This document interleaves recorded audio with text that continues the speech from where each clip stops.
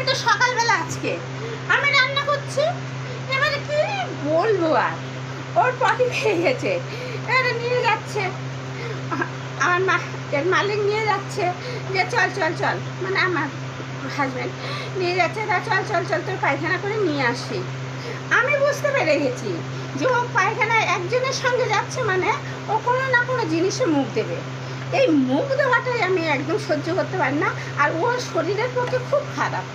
এবার আমি লুকিয়ে লুকিয়ে আমি যাচ্ছি, গিয়ে দেখছি যে একটা রিক্সা এসেছে, সেই রিক্সায় ও উঠছে, সেই মানে ও রিক্সা চড়ে ঘুরতে বেড়ায়, তাই জন্য সে রিক্সা থেকে ও রিক্সাটা থামাতে চেষ্টা করছে।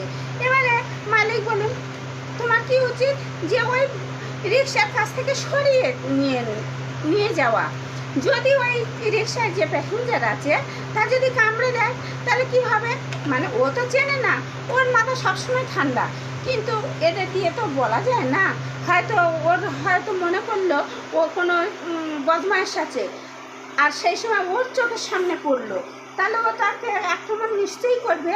তাই জন্য কে দুষ্টু লোক আছে, কে ভালো লোক আছে আমরা তো চিনি না, কিন্তু সব সময় কিন্তু বুঝবে যে মালিকের কে ক্ষতি করছে, কে ভালো করছে, বা কে এদের ভালো চোখে দেখে, সব কিছু বুঝতে পারে।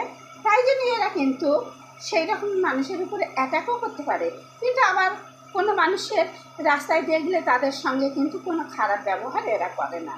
এরা কিন্তু এই রটভিলার এমন একটা ডগ, কিন্তু ভীষণ ভীষণ মিশুকে, মানে বাড়ি হঠাৎ যদি নতুন কেউ আসে তার সঙ্গেও ইয়ে করবে, মানে তার সঙ্গে মেশার চেষ্টা করবে, তার গার উপরে উঠবে, খুব মিশুকে। কিন্তু যদি কেউ এর মনিবের উপরে ক্ষতি করতে চায় তাকে কিন্তু ছাড়ে না, ভীষণভাবে কিন্তু তার উপরে অ্যাটাক করে দেবে, আর অ্যাটাক করা মানে তার লাইফ শেষ।